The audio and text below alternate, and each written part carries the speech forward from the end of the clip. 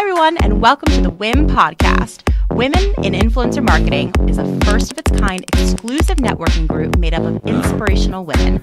This podcast is where we explore influencer marketing and get real about women in business. Find us wherever you download podcasts, and of course, you can always find us at iamwim.com. That's iamwim.com. Hey guys, what is up? I'm so happy to have you guys back this week.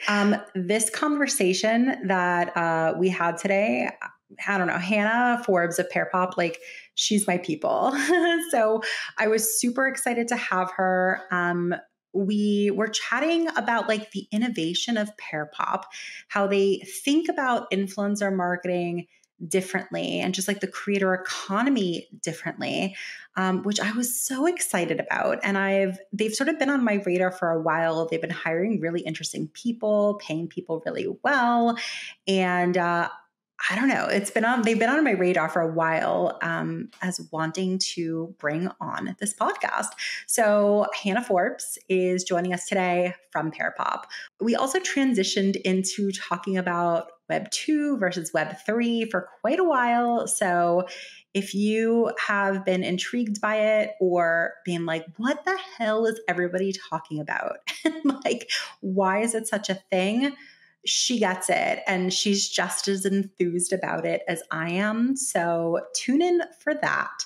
And then, she also gives some great advice for those of you who are wanting to explore influencer marketing starting out at the beginning of your career. So we asked her, what advice would you give somebody who's fresh out of school wanting to start their journey in influencer marketing? So she gave a little bit of that as well.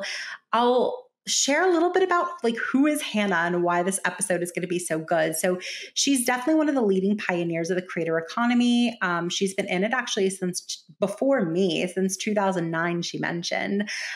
She's working hard to help creators earn a living doing what they love. She's currently the VP of marketing at Pearpop.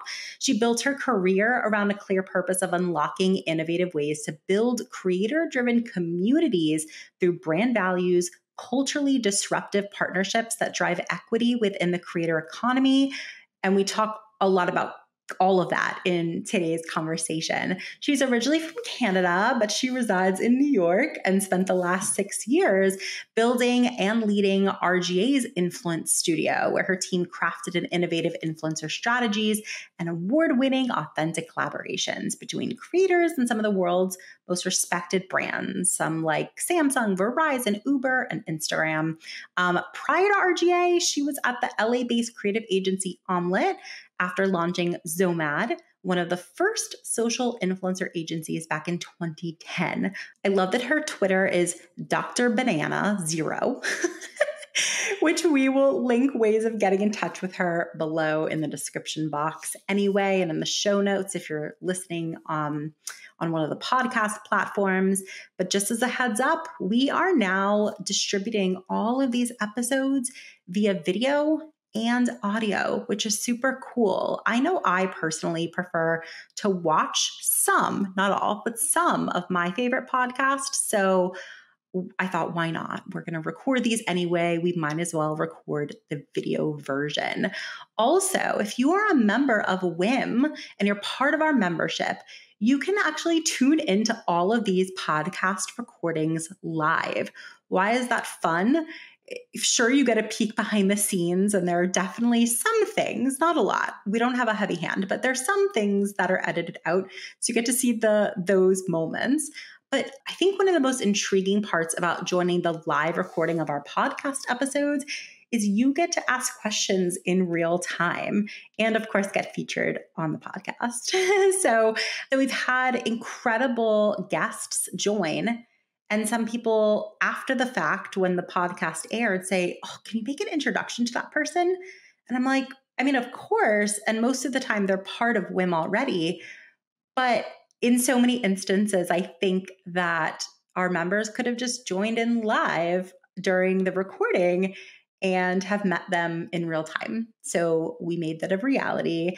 And now if you navigate to the events part of our website, you will see all of our upcoming podcast recordings. New ones are being added all the time. Also, are about to launch a special Google Calendar that members can subscribe to and just have it like dropped in natively into your calendar. So you'll have a better sense of when all of our events and happenings are. There's so much to update you guys on in terms of like the ins and outs of WIIM. I guess I'll drop a couple things. We are getting closer and closer to launching our new website, which is super fun.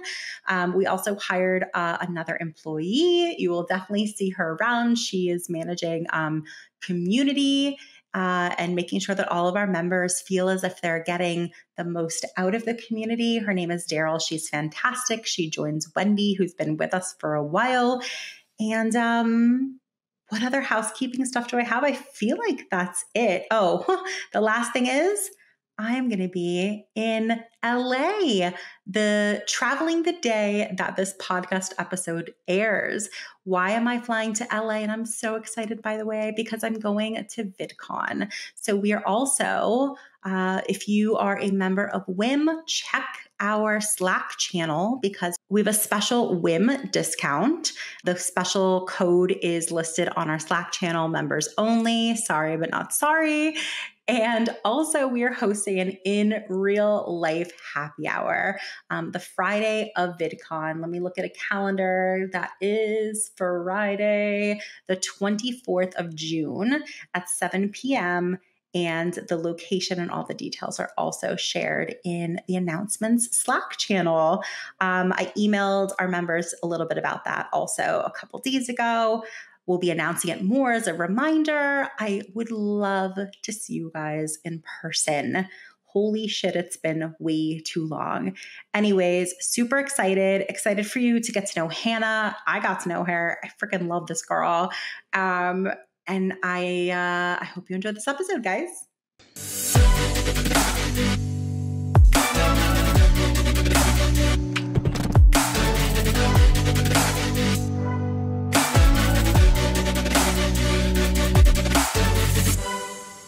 I am super stoked to have you on the show today for so many reasons, Hannah. Let me count the ways.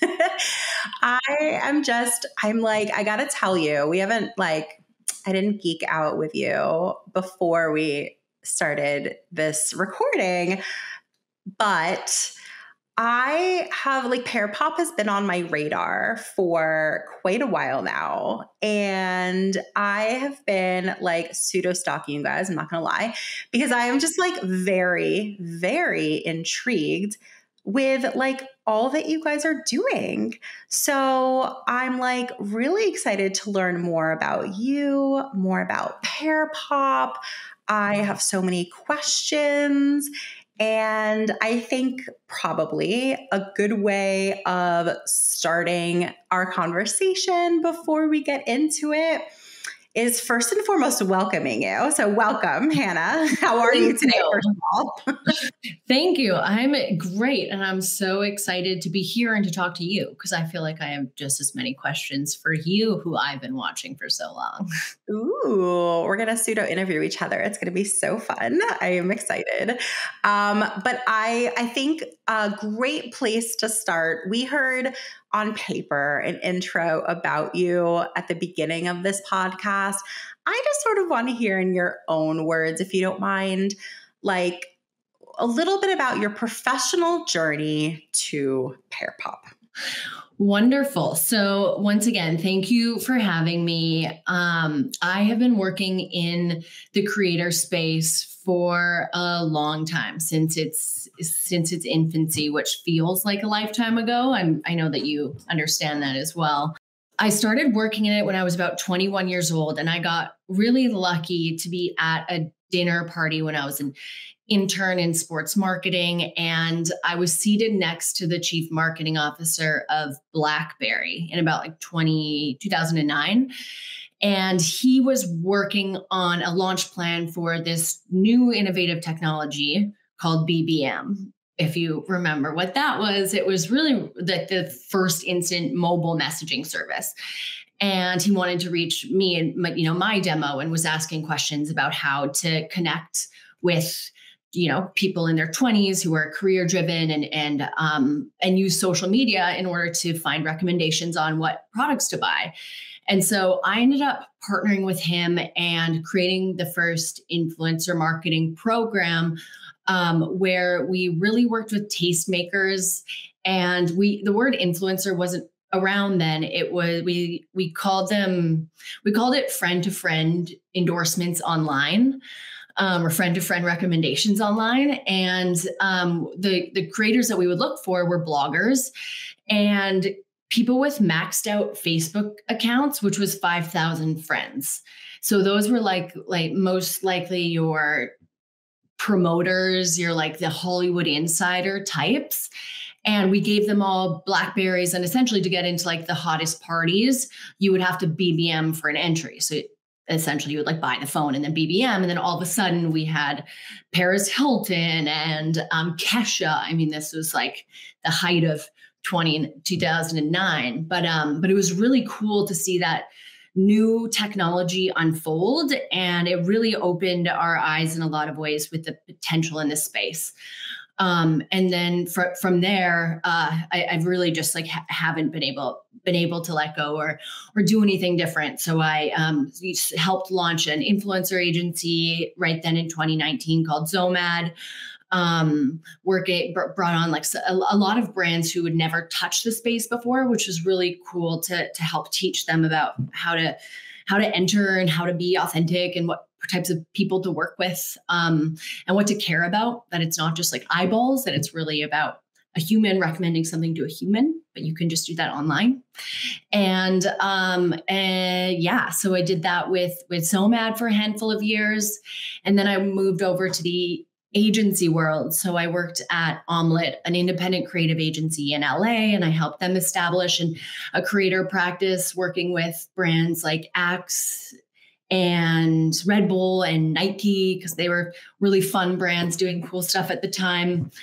And then about 7 years ago, RGA, which is an IPG owned agency, which I think, Jesse, is where we met, they called me and asked me to create a specialized department to service this growing need in the market. And so I built that capability from the ground up, trained strategists to really have an eye for the data to look for. And I really believe that like looking at the data unlocks the opportunity for really cool creator collaborations. And then I guess in earlier this year in January, I joined Pearpop. I was really itching to build something again and to I think that the creator economy is in such a special space right now. And I haven't looked back since. Well, that is a great way of saying it. It's in like a very special place right now. I agree, right? I feel like it is in a very pivotal place. I feel like, I don't know, my guess is that you probably got into influencer marketing. What year would you say that you got into influencer marketing, actually? I mean, I think that was all like 2009. Totally. So you got into it a little bit before I did. And like early days, it was just like, it felt different. I don't know about you. I feel like it was a little bit more exciting, a little bit more like uncharted.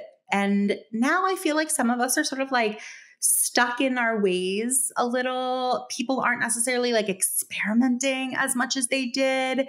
And I gotta say, like I've done a bit of digging on you. And like from what I see, you're certainly not afraid of like a new venture or like really like pushing the envelope. And I don't know, that's sort of why I got into influencer marketing in the first place. So I think we're like cut from the same cloth. I love what you're saying about like the data, like that really gleans opportunity. And it absolutely does. And there are way more creatives out there in this industry than perhaps those who appreciate, understand, what have you, whatever, the data. So I know about Pearpop that like 100,000 plus, over 100,000 creators use Pearpop like every single day to grow and to monetize their influence. Tell us what we should know about Pearpop. Yes. So, and I love what you say about experimenting as well, because I think you're right. We've been in this for so long that we've seen it, and a lot of people are just getting involved in it now. So I think, but we've seen the story unfold in 100 ways, and I get bored really easily, and so that's why I'm always thinking like, how can we hack the algorithm? How can we like disrupt and break the feed, and really think of it almost as not stunty, but like having somebody show up in your feed, and then to get somebody to DM that same piece, that asset to somebody else, that's a huge emotional barrier asking them to do. And so I just like really think about it in terms of like, how are we going to like really emotionally motivate people? And that really helps like get me out of the product placement or doing the same thing again. So I love that you called that out. And I guess that's, why I joined Pearpop at the end of the day, because so Pearpop was created during the pandemic in 2020. And it was started around this mission to help creators earn a living doing what they love. And it was created by an aspiring creator themselves, Cole Mason, who had quite a few followers, and he wasn't able to monetize. And he noticed that a lot of his friends had millions of followers, and they weren't earning a living. And it was very difficult for them to build a business because people were offering them goods, merch, exposure. And obviously that doesn't pay rent. And so he saw a big opportunity. And, during the pandemic, when ad budgets were being cut so significantly and creators were really having to look at their business models again, this unleashed this huge opportunity. And so that's why you said, like, I think when we spoke a couple months ago, it was 100,000. Now it's double that. So we're growing really quickly because we're seeing creators really want to take autonomy over their career, and our technology allows us to do that. So that is what Pearpop is, a technology, and it's not an agency. So I think that really separates us from the crew in a lot of ways. And what we do is we create opportunities for creators. So most of them at this point are brand opportunities. So at any given time, creators can come onto the platform and see a host of opportunities if they want to participate in a challenge that is around a new Netflix film or around a new app that is coming out. Like we did some really cool stuff with Talkspace at the beginning of the year around mental health. So it's really these like branded challenges, opportunities. And if you see one that you like, you can participate in it. So you create a piece of content and you share it. And what I, from an agency and marketer perspective, love is that the parameters around the creative are fairly flexible. And so that allows a creator to really create something that's truly awesome. They're not creating ads. I'm so tired of seeing ads by creators. They're not, yeah. It's like they're not good because they're not trained to make ads, and nobody wins in that instance. But in this instance, the way that Pearpop's model has created aligned incentives makes the creative really awesome.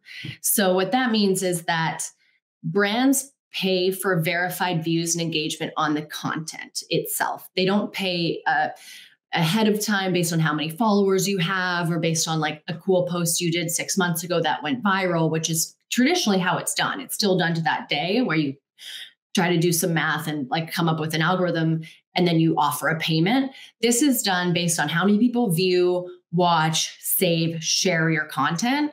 And so that means that the creator is super motivated to create a really engaging, awesome piece of content that their audience is going to love. Because if they get lazy and they create an ad and they say, here, buy this, and I'm gone the next day doing something else, their audience knows and it's not going to perform well and they're not going to get paid. So this really aligns the incentives, which I think just fuels the creativity within creators and allows them to pick and choose what opportunities they want to do. They're not at the whim of an agent or a manager. It's really like giving them autonomy over their career, which I think is needed in this industry.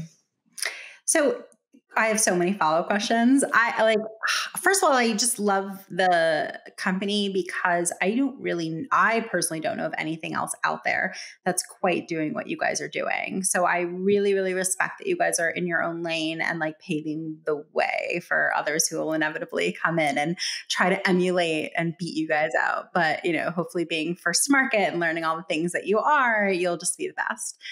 I have so many questions.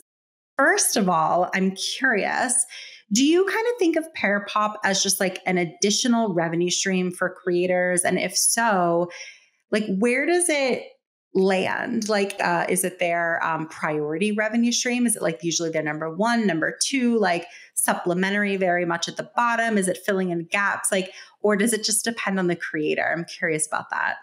Great question. So it definitely depends on the creator. It depends where they're at in their journey. If they're an emerging creator, if they're just trying it out and they want to see if this is something that they want to dive in head first doing. A lot of larger creators do it to fill in the gaps, to also to create, have reasons to create more content. I mean, on TikTok, it's best practice to create 5 videos a week minimum. That's a lot of content for a lot of these creators. So for some of them, they come to Pearpop just honestly for ideas. They'll see a lot of the brands that we work with are record labels. And so we'll have a lot of new trending tracks that are on there, and the artists are looking for promotion around these tracks. So creators can come and see a new track and then create whatever piece of content that they want with that track and then get paid for it. And so there's some who are using it every single day as a primary revenue stream, and they're making tens of thousands of dollars a year, and this is their full profession.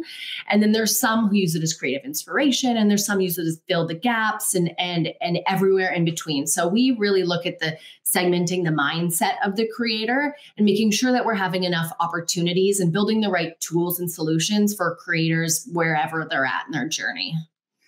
That's so interesting. And so conversely, tell me a little bit more how brands are like maximizing it the best. Because I'm sure similar to the creators, there are different use cases and, you're talking about record labels, but I'm sure like, traditional brands with like products use it as well. Are there any like case studies or like any specific examples that you can share where like this person knocked it out of the park and like you might want to explore what they did? Yeah. I mean, I think it really, when you look at the industry specific, like if you break it down by industry, you can see where the innovation is happening. And we're lucky that a lot of the brands who started with us are in the entertainment industry. So like I said, a lot of Netflix, almost every film or show that they want to promote, they come into a challenge with us. And the creative is usually fairly open and fun. And a lot of the, like I said, the record labels, the creative is really fun. Then there's a lot of industries where they're still learning and they don't know how to take out the ad. They try to stack on a lot of hashtags or ask creators to jump through too many hoops. And so we've actually just recently assembled a creative studio in-house, so a creative strategist and a creative team, this really hybrid, really smart team who can help these clients, just teach them about the best way to ask creators to do things through that challenge. And that usually means just doing less and you'll get more. It's really simple, but I just like to think of it in terms of the lens of the consumer. So how many things can you ask somebody to do on a post? One max. They're not going to follow here and then download this and then go tag this person, and then it becomes spam and it becomes obsolete within a second. So again, leading with emotion, getting them to buy in, and then asking them to do one thing. And I think that if you look at entertainment and also fashion, in particular luxury fashion, I think does a very good job. If you look at Balenciaga and if you look at Gucci, they're really at the forefront of really awesome creative using creators. Prada as well at Fashion Week. The Fashion Week the last few years has done some really cool things. And I think that you might not immediately see downloads or some of the lower funnel metrics, but I think it just worth reevaluating what to track and in what moments. So it's interesting that you're talking about like the fashion industry. When I think of something that they are doing really well these days, it's diving into Web3, which is like really interesting to me on so many levels. Like, I don't think of, well, I don't know, give them some credit, Joss. Like, I was going to say, like, I don't think of the fashion industry as being so innovative, but like, no, maybe they are. I don't know. I'm fascinated. Like you saw, very well known, like legacy fashion houses be some of the first to create some pretty successful like NFTs and like really explore Web3 before, like they were some of the first into it. Super interesting. I would love to hear like how you think sort of like Web 2 and Web 3 are most different. How are they similar? Because I do know that you, similar to myself, are really into Web 3 and I want to talk all about it. So let's get into it. I'm so glad you asked me about it because I'm so excited about the possibilities. I think the biggest difference is that Web 2 has really been about acquiring users. Who can I buy? Who can I get and keep within my world? And how do I keep them there? What programs do I have to like create so I can gate them in here and they're mine? Where Web 3 is really about recruiting members. So from acquiring users to recruiting members. And that's a huge mindset shift that a lot of brands and creators are having right now. And it's really cool when you see like the eyes open about the possibilities. And I think that from a brand and a creator economy perspective, it's really interesting when you think in terms of ownership. So in Web 2, you can create content and you can consume content, but you don't own content. Even if you have 1 million followers, you don't own those followers and you don't own any of the content that you put out in the world. Instagram, TikTok, wherever you place it, they own it. And so at the end of the day, you're held at the whim of these algorithms, of these very powerful few at the top who have your entire career in their pocket. And with Web3, you can create content, you can consume content, and you have complete ownership over your career and over your content. It's minted on the blockchain in perpetuity. And so that is a huge, huge shift from brands. If you think about it, I think it's the new loyalty program. It's like instead of having your Starbucks card, it's like if I was launching a brand today, I would absolutely like mint something to give to those few hundred who are going to make my brand very powerful. That concept works with creators as well. So you can, for the first time, really reward your fans for helping you grow. They can get a stake in it. I mean, imagine like a really easy analogy to understand is like, imagine you went to the Red Hot Chili Peppers in 1991 when they were like just starting out and hadn't even gone on tour yet. And then you sent their songs to your friends and they sent to their friends. And then now they're really, I don't know why I use Red Hot Chili Peppers as an example, but now, imagine if you didn't just own a poster from them, but you owned a token that was actually worth quite a bit of value now. And not only was that worth something from a monetary perspective, you also then got access to buy their concert tickets. You weren't stuck out of Ticketmaster because you couldn't afford them or you weren't quick enough. Like you actually had a lot of room to grow with the artist. So I think there's a lot there, but I think it's really this idea of ownership and the fan and the creator and the brand all working together closer to grow and to benefit each other instead of this sort of top-down approach that Web 2 has. And we're really feeling, I think, like the inflection point of right now. Yeah, no, absolutely. And it's like a complete shift of thinking in terms of the value proposition, right? Like I don't know. I should have like written it down. I've heard someone say it so perfectly, but I'm going to probably butcher this. But essentially it's like the distinction between just like gathering people and like prospects and customers versus like almost people who are like part of your organization, I mean, you talked about like giving them like ownership of the company or like the assets, and you're giving them a piece of the pie, which is really intriguing and a very different way of thinking about the creator economy. Whereas, I don't know, isn't it like, I don't know if it's like ego driven, or like it's like a power struggle in a lot of ways, right? Yeah. I'd love to hear your thoughts on that. Yeah. I think you're right. I mean, and even looking at what Instagram's been doing with Reels as of late, where there's a lot of creators who are finding a lot of success with Reels, and they're like, this is amazing. This is going viral.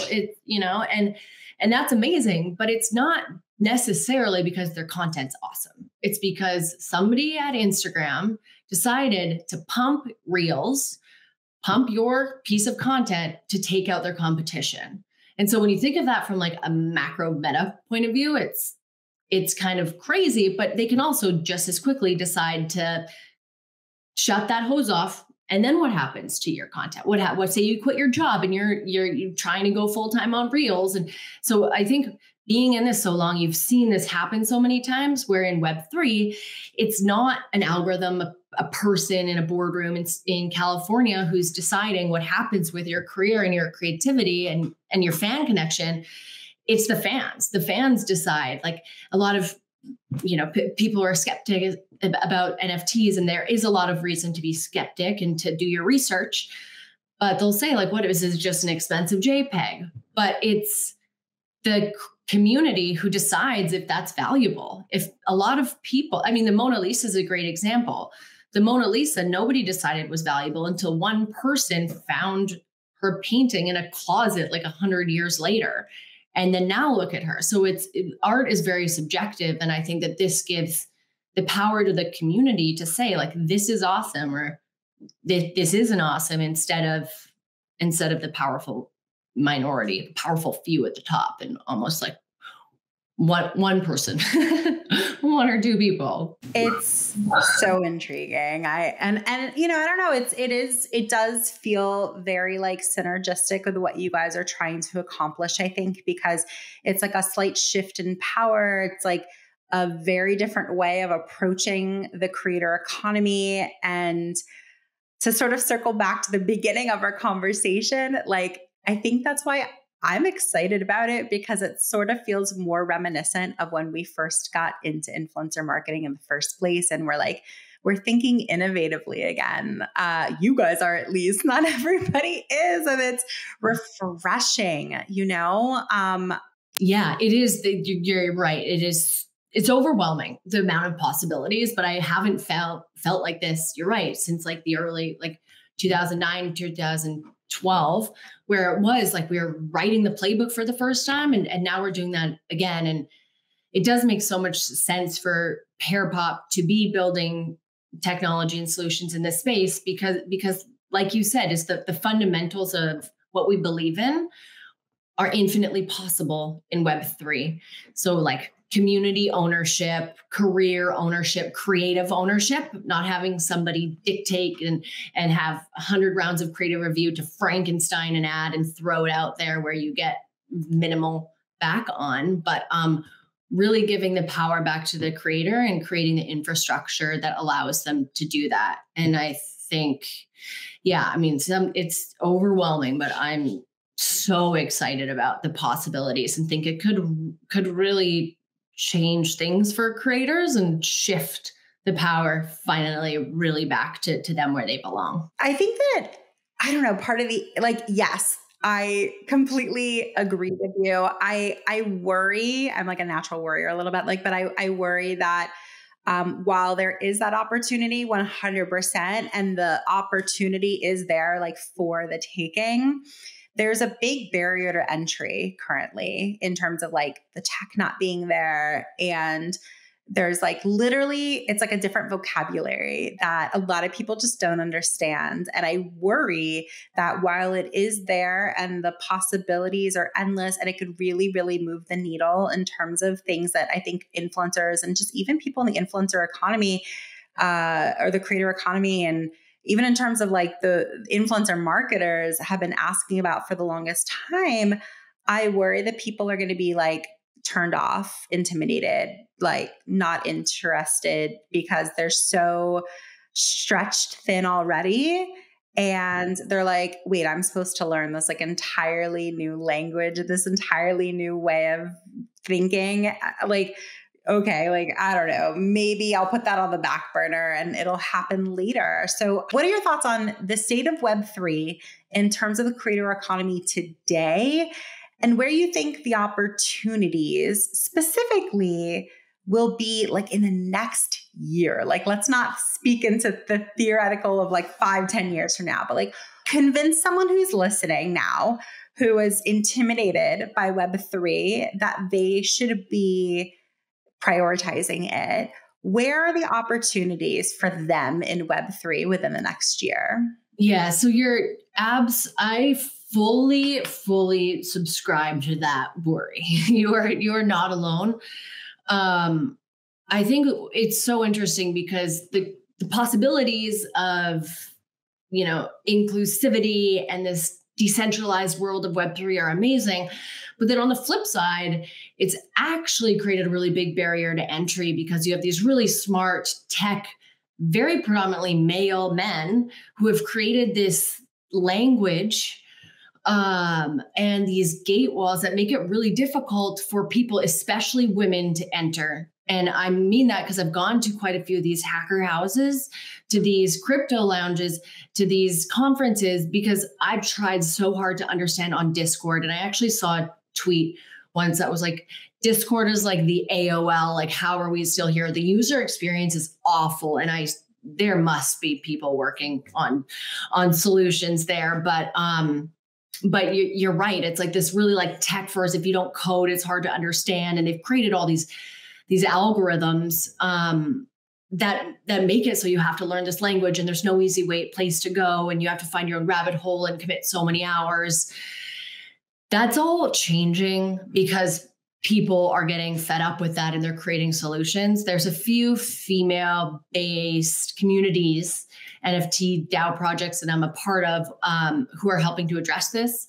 BFF is a really great one that has a ton of educational resources on them.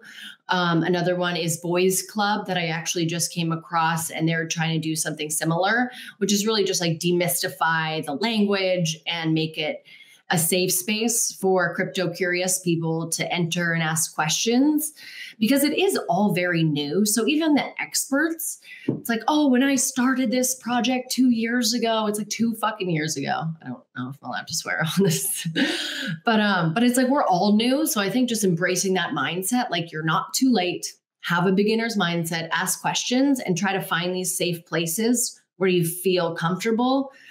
And I'm happy to recommend a few others that I have as well. But I think that's where the real opportunity is, because the technology is there, it's being built. The opportunity is very clear, and we just really need to create spaces and things, technology and solutions that creators can easily adapt. Because like you said, like being a creator, full-time job, you're an editor, you're a producer, you're an accountant, you have all these different channels, formats, algorithms changing all the time, real world, digital, like it's very, very overwhelming. And then you add on an entirely new ecosystem.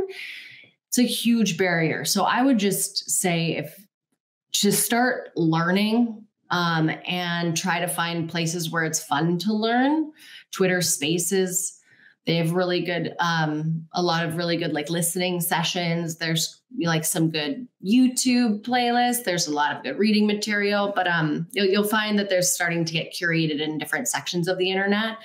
And just remember that everyone's a beginner. Don't be overwhelmed because you're not too late. It's so fun and new. No, it's so fun and very new. 1,000%. In fact, like, oh my gosh, somebody invited me to a weekly chat just so like the handful of us can sit on a Google Meet and just like share what we learned in Web3 the last week, and like learn and share information. And like, so I personally love that you're I love that. into it. I love much as that. I am. I feel like I hope to find more women in particular too who are intrigued by it, all the possibilities of it.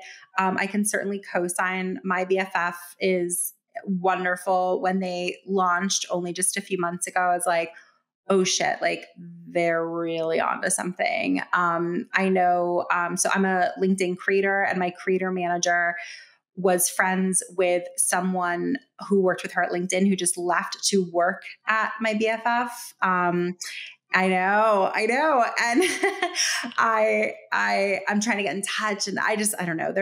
It's fun, guys. If anything, I can just, impart on anyone listening or watching, because we record the videos now for these interviews as well, is talk to Hannah, and we will tell you more and more about how fun it is. Like, we're sitting here so enthusiastic about it, like very genuinely. There's so much opportunity. I just bought like my first significant amount of like Ethereum 2 days ago. And I was like, Nice. this is so Congrats. fun. Thank you. And I got to tell you, it was because of this this like little mastermind that I'm now a part of, which are like these, one of them is a member of WIIM. She's wonderful. And she was the one to put this together, and she's like, I don't know, I want to help teach women about it. If you're interested, like, let's just meet once a week. It's super casual. Let's talk about Web3. And she puts together a little Google Doc with links of like, oh, there was like, my BFF was running a giveaway last week on Twitter. Oh, I'm so mad that I missed to like give away another bracelet. And, for anyone who was like, what does that even mean? It's not a real bracelet. It's an NFT. The NFT of having like holding that bracelet. First of all, those cost thousands of dollars now. So giving one away is like very valuable, and the price is only going to go up. It's an investment, and it also has a ton of utility to it, meaning like you have all this access and all this stuff. Anyways. Did you see they're doing a big conference next year, BFF Con? I didn't. Yeah. Wait, tell me. Yeah, they said, what they say, they're like, if Coachella and South by had a baby, that's what it's going to be. And I was like, dude, give birth. I am here. Wait a second.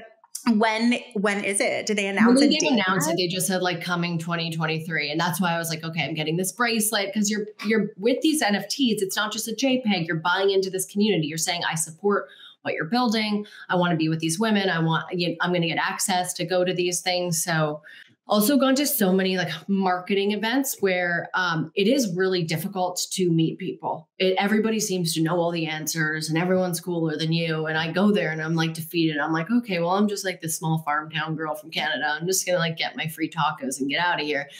But the cool thing about a lot of these Web3 conferences, and if anyone is in the New York area, next week is New York or NFT New York. So it's a conference, but then there's a ton of satellite events. There's also this amazing spreadsheet with all those events. So just reach out to Jesse or myself and we can give it to you. But great opportunity to go and learn. And people are just so willing to share what they know, ask questions. I went to my first hacker house in Miami with Solana. And I went by myself, and I was like one of the only females. And it was just like, I don't know anybody here, just asking questions. And everyone was so willing to teach me, to ask me their questions. I was just reaching out to people on Twitter and Telegram, because those are the channels. And people were really willing to help. So just know that it's like a different world. It's very, very inclusive and friendly. It is. It's not interesting. I will say this. That's a good call out. I've experienced that as well, that it seems very approachable and friendly. Like everyone's very willing to help. Yeah. Like, you never have that I've never experienced that in what I went to like this world. It's very rare, isn't it? Except what I personally have experienced, and maybe like it's my limited experience in a WIIM. I found that in a lot of, not all of, let's be real, but in a lot of influencer marketing communities, like specifically in WIIM, like look, we've spent a lot of time to cultivate this type of community, but we wouldn't be able to like force people to be a certain way, right? And so I found that like that's sort of the spirit of WIIM, and that's probably why I'm also attracted to Web3. Basically, if you are part of WIIM and you have appreciated the sisterhood, or the support, and the like, let's learn together, and we're all just in this together, and we're like there's like egos checked at the door, all that. Web3 is very similar, and it can be very separated from the creator economy, but there is it like could fit like a puzzle piece, like the perfect one last puzzle piece to finish the complete picture of the creator economy. So this is my next question to you related to that. I feel like one of the main components to Web3 that is incredibly synergistic and complementary to the creator economy is just the element of community, right? Like, in my opinion, I've said this for years, that the most successful influencers, it's not a one-way conversation where they're just talking at people. It's not even a two-way conversation where they're like, their followers or subscribers are speaking to them, they're speaking to the subscribers or followers. It's actually a omni-channel conversation, not omni-channel, but like it's a multiple person conversation in which they've really cultivated a community. Those are the influencers that I have seen have the most success at influencer marketing and the creator economy, and creating just like a brand of their own, an identity of their own. So my question to you is about community, because there's absolutely, in my eyes, a link between community and influencer marketing and the creator economy and in Web3. My question is, what are people doing wrong presently in terms of community? And where is there white space that people should be more aware of and explore? That's a really smart parallel that you drove. I think that even like your example with what you built with WIIM, it's like that use case is completely applicable to Web3. And, it really is just about building that magical place. I think that the word community, which makes me so sad, but I'm getting burnt out by it. I think that people are just throwing it on, tacking it on, and not actually thinking about what it means and what a commitment that is and how much work it takes to build that. The number one thing is to show up thinking about how can I help, not what can I take. Give more than you take, also a big Web3 principle, and really thinking about giving impact and value. And that's where you see the most successful communities in Web2 or Web3 take off, where they're face planting is when you might not, and also having a very clear vision where you want to build, why you're doing it, where you want to go for a creator or for a community, both of them who are now becoming brands or are brands, making it clear that if you sign up, this is what you believe in. What do you stand for? What do you not stand for? What does it take to show up with like a logo on your shirt? You're then exemplifying things about you. This is what I believe in. This is what I care about. This is real estate. And now it's really just putting that on the digital storefront. You can think of it in terms of like your avatar in the metaverse, but then you can also think of like, even if somebody's just talking about you, they're saying something about your brand. So really giving them something to believe in and making them feel proud to talk about that thing. And so there's a lot of work, like I said, that has to go into that and thinking about those branding elements. And I actually went through some old decks from when I was working on Samsung, and we were looking at how Apple had really built this iconic brand and how Apple had actually really modeled a lot of the branding elements after the Catholic Church. I don't know if that was intended, but they clearly had done that. And we did this study that showed that, where it's like you have these places where people go, these symbols, and if you think about it like that, you can really like allow people to be incredibly powerful advocates for you. So I think that while the word community is being tossed around, the premise of it is more important than ever. If you're a creator, if you're a brand, if you're in Web 2, if you're in Web 3, it's all sort of becoming similar. The principles are very similar, and those principles I think are really, really, really interesting. And I think that is where the opportunity is. So well said. I love it. You're officially, by the way, if I haven't said it out loud yet, you're like invited to our next and recurring Wednesday afternoon chats about I would love to. Oh my gosh, you're officially invited. I had to you'll meet Lindsay who like put these together, and she like casually dropped this in conversation when her and I were chatting. And she's like, oh yeah, I like meet with these girls like every week about like Web3. We just chat about it. And I'm sitting there and I'm like, in my head, I'm like, I shouldn't invite myself, right? Like, like I really want to be invited. How do I, she can invite me? Am I going to get invited? Like, how do I get there? And so, if you want to, you are so invited. If you love it, I would love to. Yes. Amazing. Yeah, amazing. Help each other out. Thank you.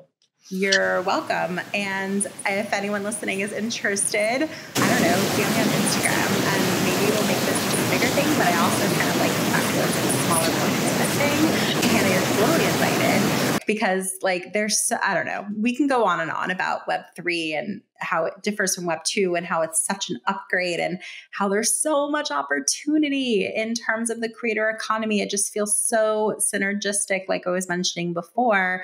There's so much opportunity, but we will put a pin in that because I don't know, we can go on and on.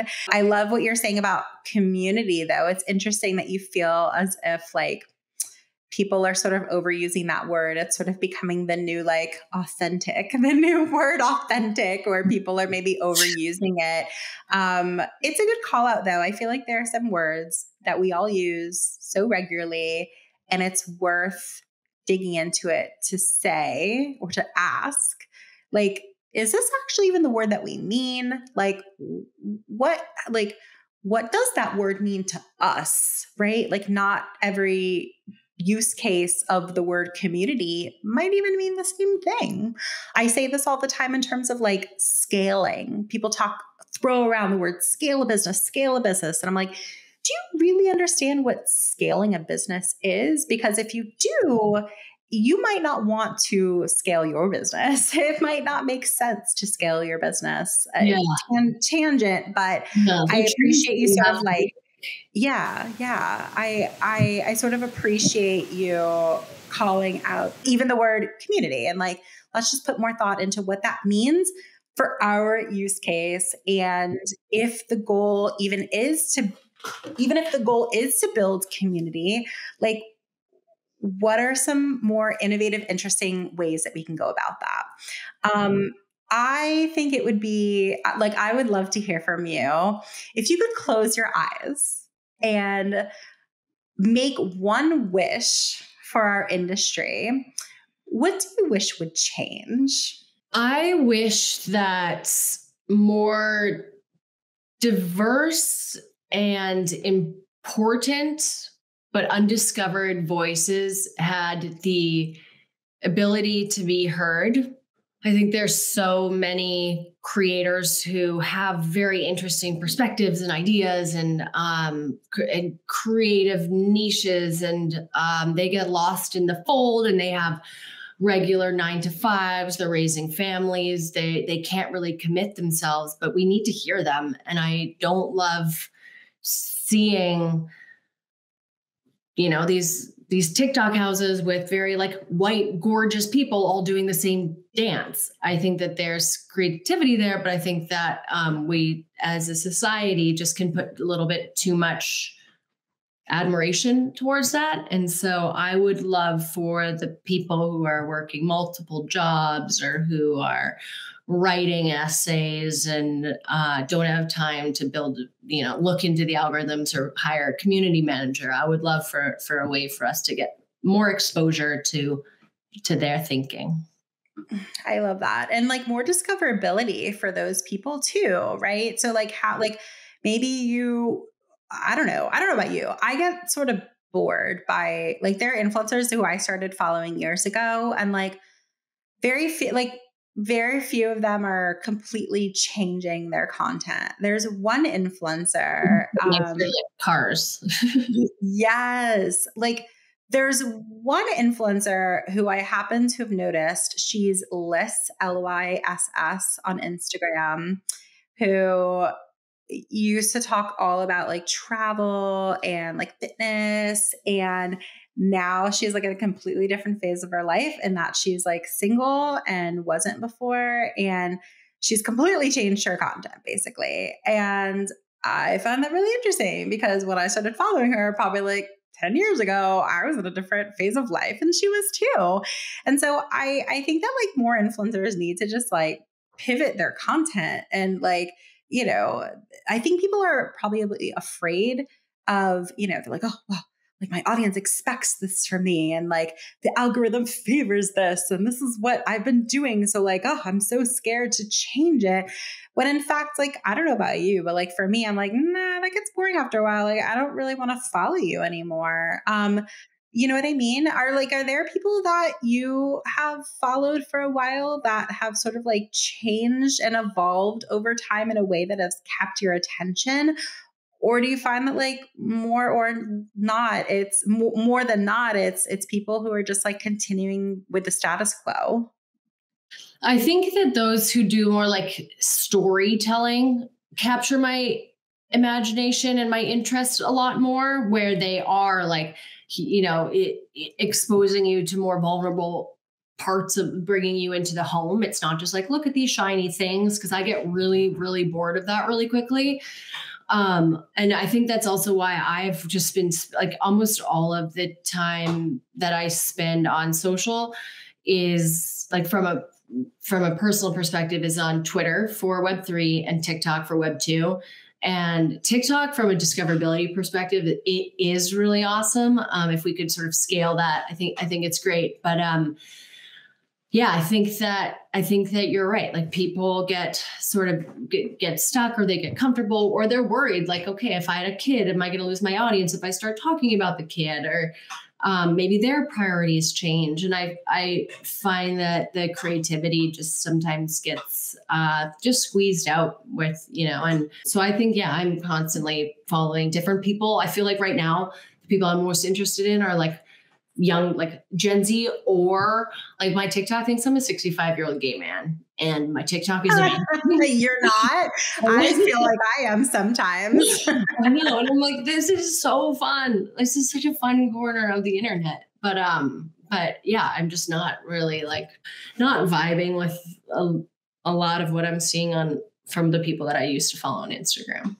Yeah. And that's valid, you know, like that's valid. I wonder for people who are like listening to this conversation, like what you're finding. And like, I am very curious for those, if there are other accounts that sort of stand out in that they are evolving over time. Change is difficult for a lot of people. It's very rare. Some people really love change. I happen to be one of those people. My partner, Paul, like he's the opposite. Like he hates change. So it's interesting that it's lovely that he's open to it, but I know that he's so uncomfortable.